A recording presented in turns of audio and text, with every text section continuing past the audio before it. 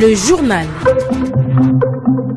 Ouverture ce matin à Libreville des discussions tripartites, gouvernement, patronat et représentants des travailleurs du secteur public parapublic pour s'accorder sur des présentations techniques commentées par le Bureau international du travail, donnant suite au projet de révision du Code du travail de la plénière de février 2020. Le chef de l'État a dévisé ce matin avec le Premier ministre chef du gouvernement, Rose Cristiano Soukaraponda, est allé recueillir les orientations du programme de politique générale qu'elle devra soumettre à l'Assemblée nationale le vendredi 4 septembre prochain. Puis, les délibérations du bac session 2020 ont été rendues publiques cet après-midi sur l'ensemble du territoire, bien que nous n'avons pas droit aux scènes de liesse habituelles du baccalauréat dans les centres d'examen du Gabon en raison de la COVID-19. Voilà pour la charpente de cette édition d'information. Le saviez-vous ? Il existe des gestes simples à connaître pour empêcher la propagation du coronavirus. On les appelle les gestes barrières. Quels sont-ils ?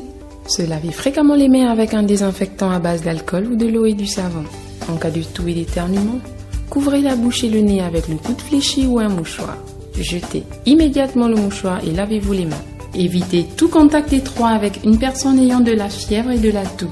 Saluez sans se serrer la main. Évitez les embrassades. Nettoyez les objets et les surfaces souillées. Si vous présentez des symptômes de la grippe, fièvre, toux, éternuement, difficulté à respirer, ne vous rendez pas dans une structure sanitaire ou chez votre médecin traitant. Appelez le 1410.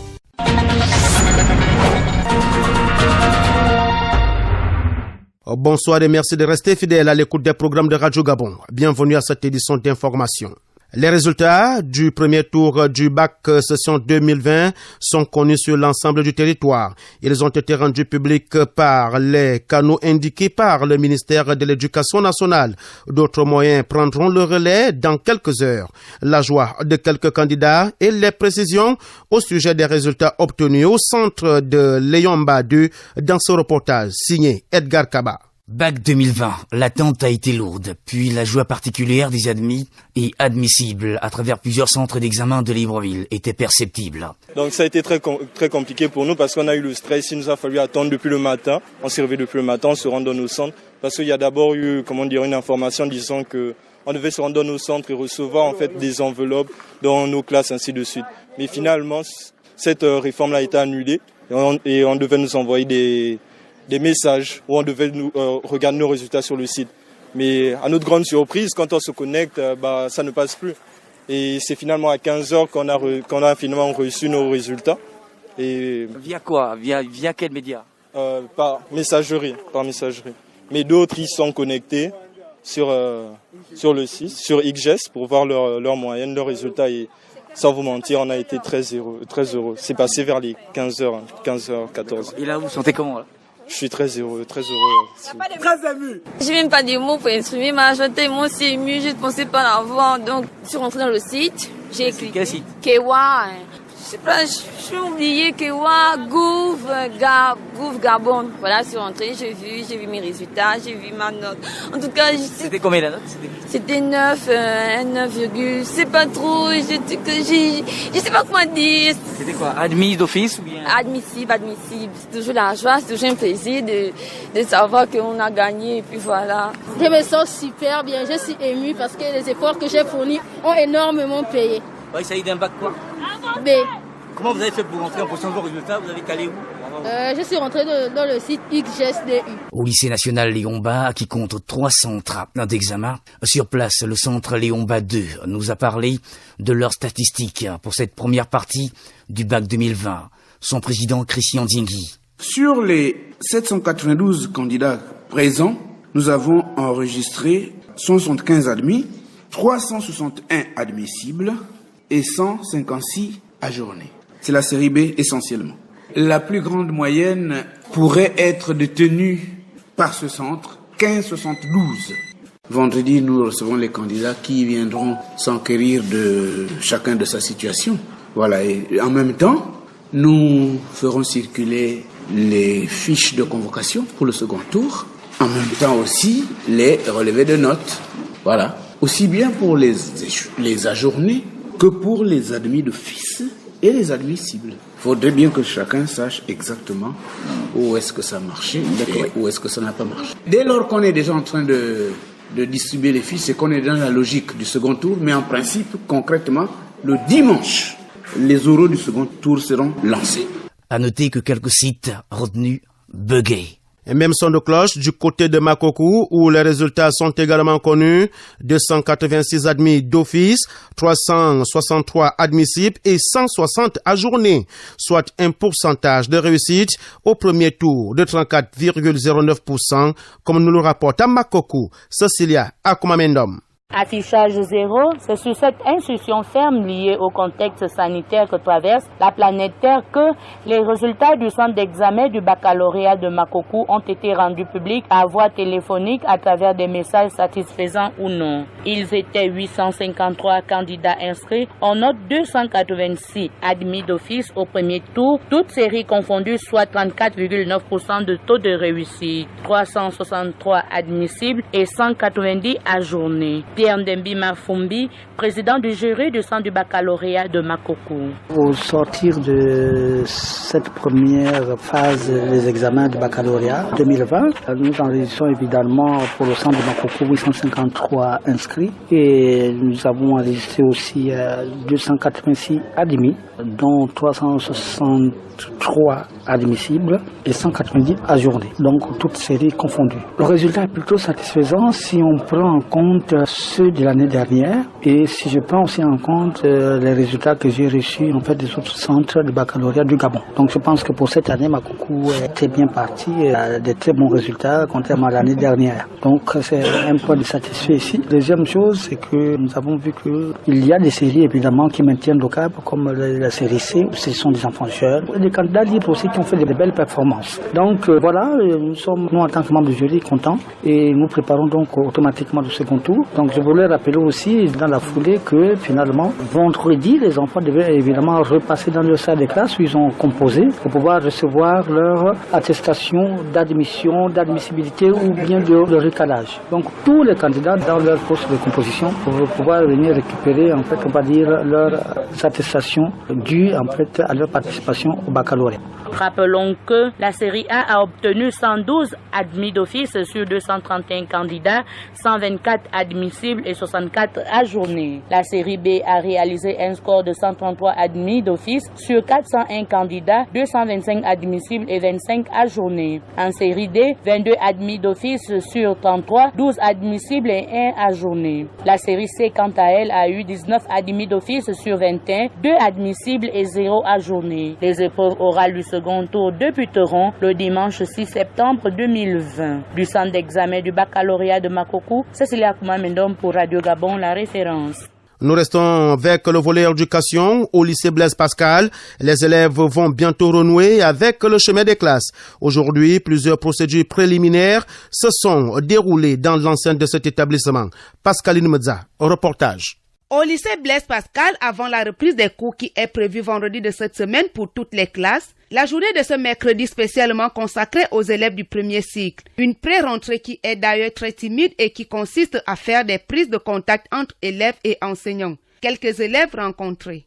On a fait la rentrée des classes, on a fait le planning, on a visité les cours, on a visité l'école et voilà. C'était la pré-rentrée, c'était pour savoir dans quelle classe on allait être à propos de notre emploi du temps et nos professeurs. En fait, on est rentré dans le lycée, on a regardé notre prénom dans une liste, il y avait une salle et on est parti dans cette salle voir notre professeur principal qui nous a tout expliqué. Estelle André, une des parents d'élèves qui a honoré au rendez-vous, s'est confiée à nous. Je viens de déposer mon fils pour son entrée en 4e. C'était très fluide, il est rentré tout seul comme un grand et je viens le rechercher. Une reprise de cours qui se déroule dans un contexte particulier marqué par la pandémie du coronavirus.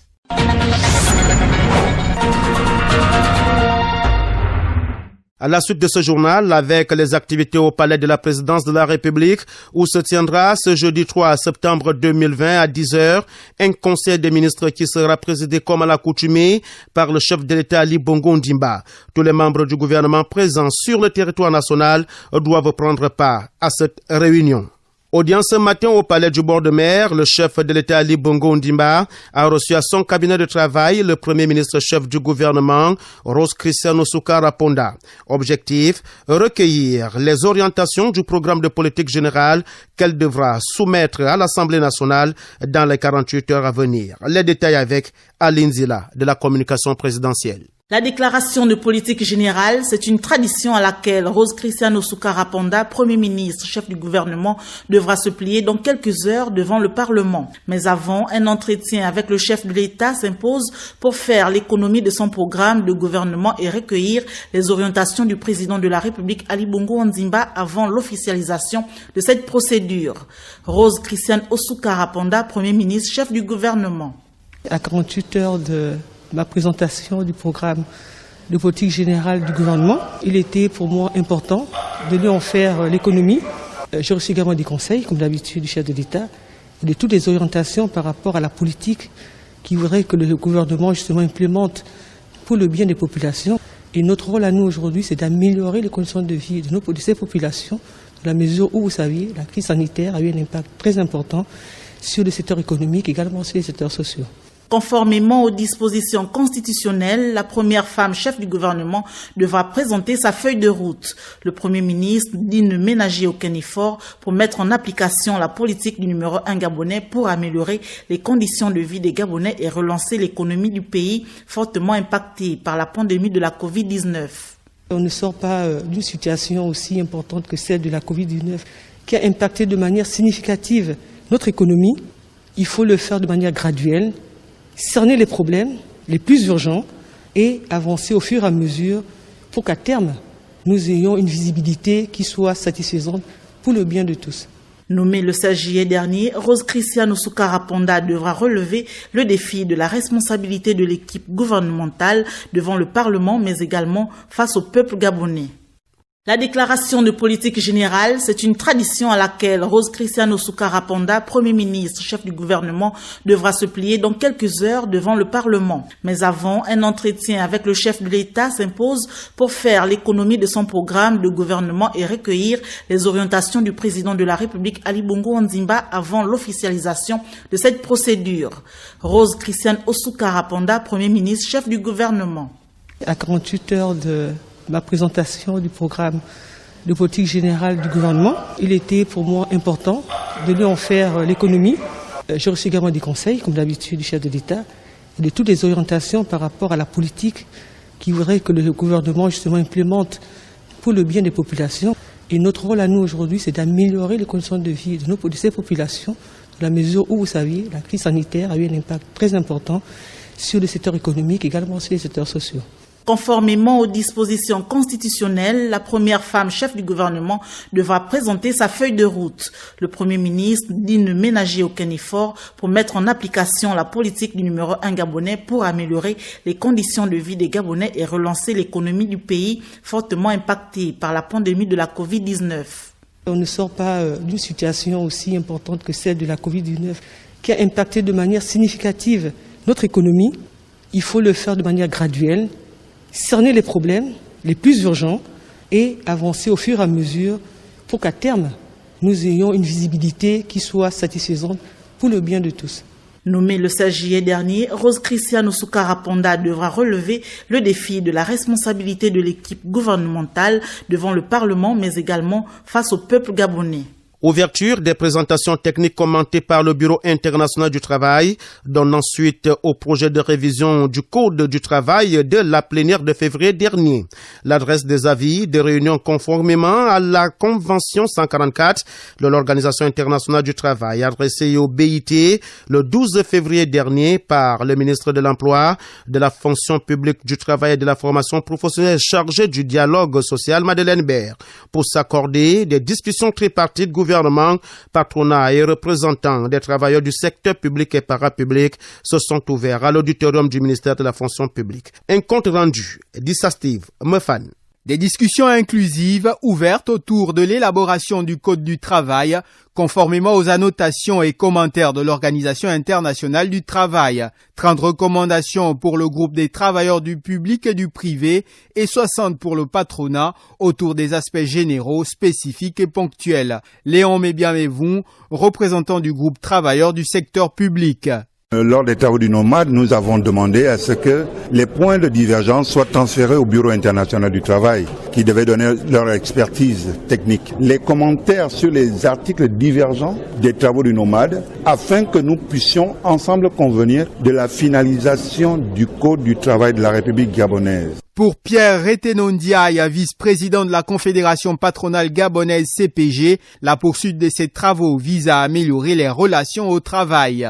Il y avait 60 articles qui avaient fait l'objet de divergences, mais pas de divergences majeures, que ce soit sur le contrat du travail, sur la représentativité des syndicats, que ce soit sur les contrats nouveaux, les contrats d'apprentissage. Il y a un certain nombre d'aspects, et vous savez qu'un pays ne peut vivre que si l'entreprise produit des richesses. Et dans l'entreprise, il y a deux partenaires sociaux importants, les travailleurs et les employeurs. Quant à Jocelyn Luingoma, représentant du secteur privé et parapublic, il est essentiel de rappeler certains principes. Les positions sur lesquelles nous sommes restés tranchés, le BIT a donné un certain nombre de recommandations. Mais ces recommandations, ce ne sont que des recommandations. Les États étant souverains, le gouvernement aura l'obligation de trouver le juste milieu. J'ai l'habitude de dire que l'employeur est d'abord le premier salarié de l'entreprise et de la même façon que l'employeur défend son bénéfice, de la même façon le travailleur défend son salaire. Nous avons l'obligation et le devoir de protéger l'outil de production, chacun tirant de son côté mais en étant rationnel. Vivement que ces travaux aboutissent à une entente des parties. Le gouvernement est très attendu dans l'arbitrage de ces travaux d'interprétation des recommandations et avis de l'Organisation internationale du travail. Une méthode pragmatique a été mise en place par le ministre de l'Emploi, de la fonction publique, du travail et de la formation professionnelle chargé du dialogue social. Cyril Angui, directeur de cabinet du ministre de l'Emploi, est au micro. Dissa Steve Mefani.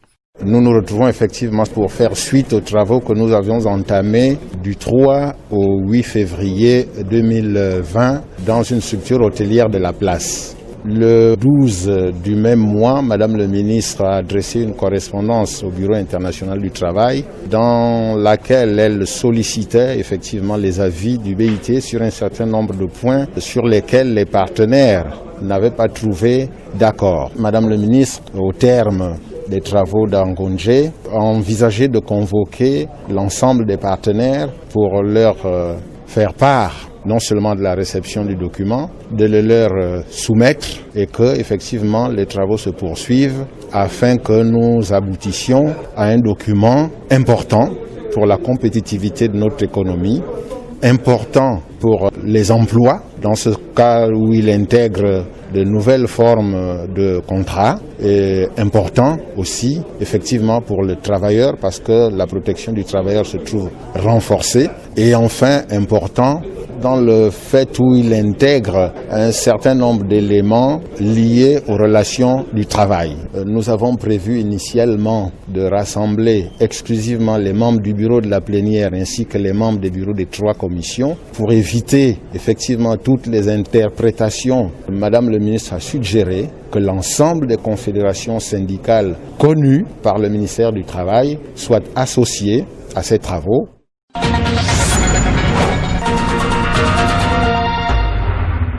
La pandémie du coronavirus n'a pas fini de faire les dégâts, mettant à mal plusieurs ménages. Les activités génératrices de revenus pourraient, elles, être une alternative pour aider ces derniers. C'est dans ce contexte que l'émission Gabon Inco reçoit ce jeudi David Moutsetadi, expert en économie sociale et solidaire, qui nous donne son avis. Nous l'écoutons en avant-première.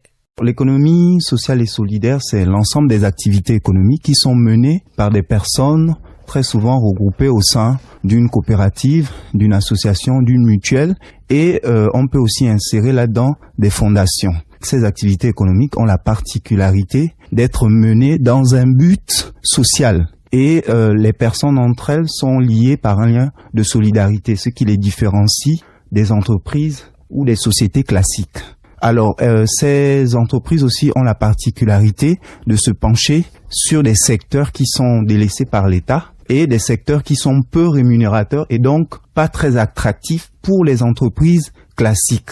Je pense notamment à des secteurs tels que l'aide aux personnes en difficulté. On peut parler des handicapés. Il y a des structures qui se mettent en place pour faciliter la vie de ces personnes. Il y a aussi des associations qui se créent afin de permettre à des veuves, à des femmes en difficulté de mener des petites activités. Ceci, c'est pour introduire la notion d'activité génératrice de revenus. Le contexte actuel est marqué par une crise et donc un chômage. Et la mise en place des activités génératrices de revenus apparaît comme une solution. Ce mercredi, le secrétaire général adjoint de l'UJPDG s'est entretenu avec les membres de l'Union des jeunes du Parti démocratique gabonais de la commune d'Ovendo. La rencontre s'est tenue au siège du parti en présence de quelques membres du bureau politique. Les détails avec Ido Onyami.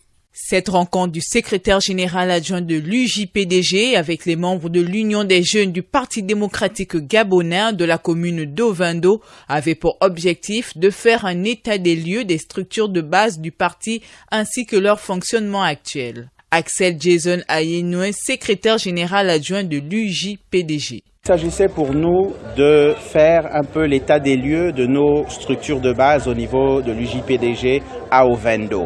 Aujourd'hui, nous pouvons rencontrer quelques-uns de nos statutaires pour faire le point, savoir déjà au point de vue de la santé comment ils se portent et maintenant de savoir au niveau du parti comment les choses vont se faire, comment elles vont s'organiser dans les tout prochains jours tout en leur demandant de toujours respecter les distanciations sociales et les mesures barrières telles que le port de la bavette. Donc c'était essentiellement autour de ce genre de thématique que nous avons échangé. Cette rencontre qui débute par la commune d'Ovendo a ravi les jeunes qui se réjouissent du choix porté à leur endroit. Habib Bongo, délégué communal de l'UJPDG Ovendo.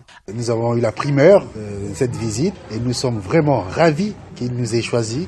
Comme vous savez, Ovendo, c'est le bastion du PDG et nous sommes les fers de lance du PDG, nous les jeunes. Donc il est venu aujourd'hui pour faire la revue des structures de base, rencontrer chaque délégué UJPDG, chaque délégué des fédérations et les sections et les comités suivront après. Donc il a fait un état des lieux des fédérations, les délégués fédéraux ont posé un certain nombre de questions, un certain nombre de préoccupations et je pense qu'ils ont eu des réponses venant du SGR.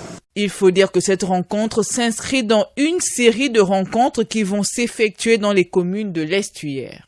La page internationale de ce journal nous conduit au Mali, en Côte d'Ivoire et au Sénégal. C'est avec vous, Christelle Eyangedou. Nous débutons cette page internationale avec le Mali, le Comité national pour le salut du peuple, l'instance mise en place par les auteurs du coup d'État du 18 août dernier contre le président Ibrahim Boubacar Keïta continue de se structurer. Plusieurs nominations ont eu lieu au moment où l'ancien président Ibeka a été admis à l'hôpital. En Côte d'Ivoire, la commission électorale indépendante a enregistré 45 candidatures à la présidentielle du 31 octobre prochain. Outre les poids lourds, Ouattara, Bédié, Bagbo, Soro, Afiguessan, les anciens ministres ou figures de la politique comme Marcel Amontano ou Mamadou Koulibaly, de nombreux inconnus ou personnalités atypiques ont déposé leur dossier avec des intentions plus ou moins sincères. Enfin, au Sénégal, la rentrée dans les universités du pays était au ralenti, fermée depuis la mi-mars à cause de la pandémie de coronavirus. Elle rouvre progressivement. Les autorités universitaires ont proposé une rentrée graduelle. Cette reprise a été timide à l'université Cheikh Anta Diop de Dakar.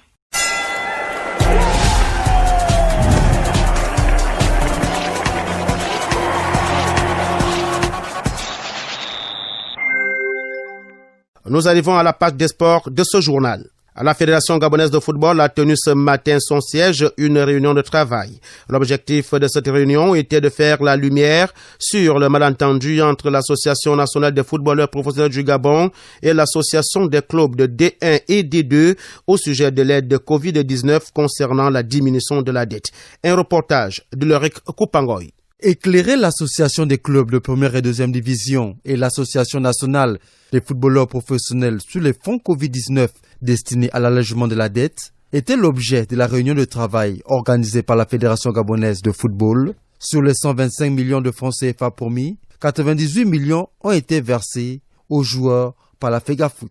Pierre-Alain Mungengi, président de la Fédération gabonaise de football. Lorsque nous avons reçu les 269 millions avec un gap de 28 millions, nous avons cru bon de retirer les 28 millions dans la dette parce que cette dette n'est pas une dette de la fédération. C'est un apport que la fédération a voulu faire pour alléger la dette des clubs. Les malentendus, nous ayons pu avoir l'occasion de les apaiser. Il était important pour nous d'abord de servir la communauté du football plutôt que de se servir nous-mêmes. Les fonds mis à la disposition des clubs pour la diminution de la dette et l'aide Covid-19 seront remis à la LINAF par la FEGAFOOT pour la distribution aux joueurs. Rémi Banega, président de l'Association nationale des footballeurs professionnels du Gabon. Nous sommes vraiment satisfaits du fait que la FEGAFOOT ait décidé de reverser l'argent parce qu'elle était libre aussi de cette décision à la LINAF. Et aussi je remercie ici les clubs parce que depuis 4 ans nous avons combattu, nous n'avons jamais été d'accord.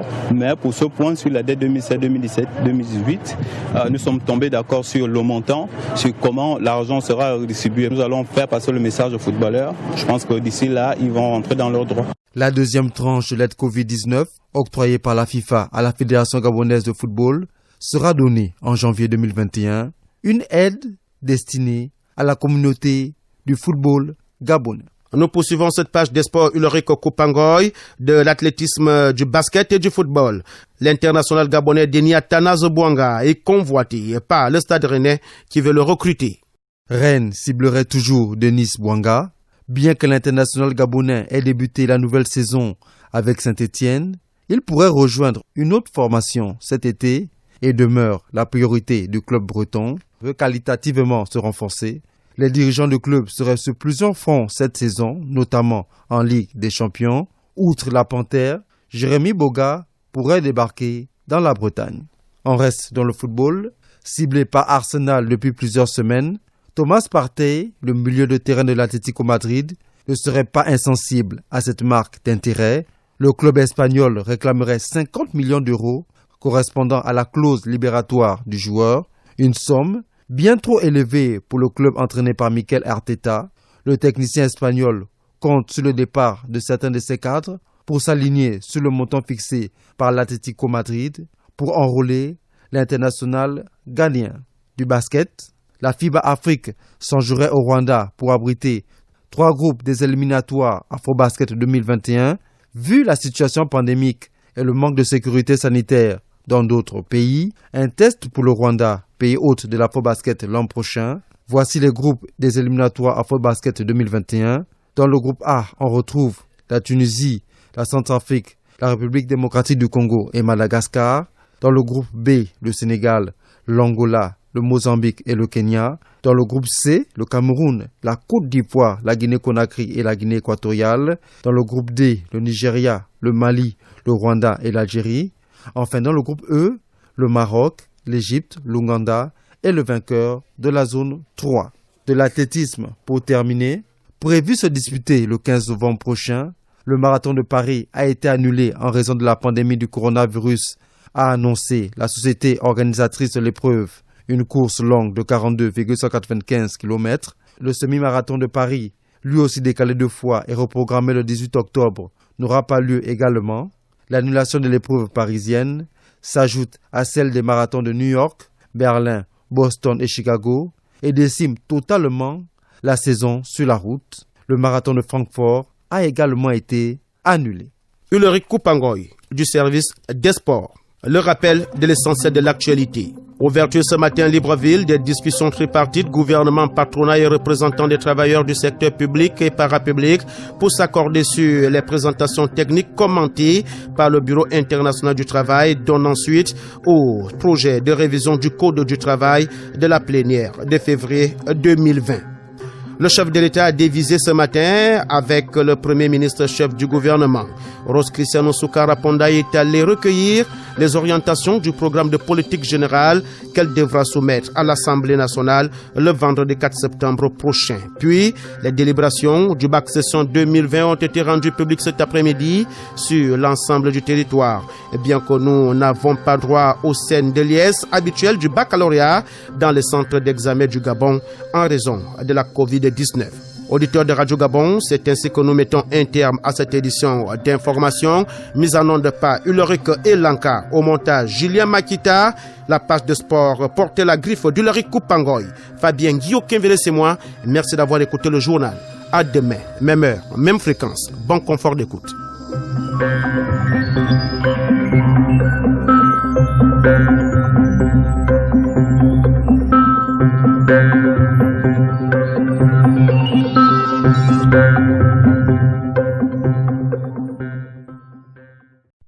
Vous êtes câblé sur Radio Gabon émettant de Libreville, 88.7, 96.5 FM. Où que vous soyez, nous sommes avec vous.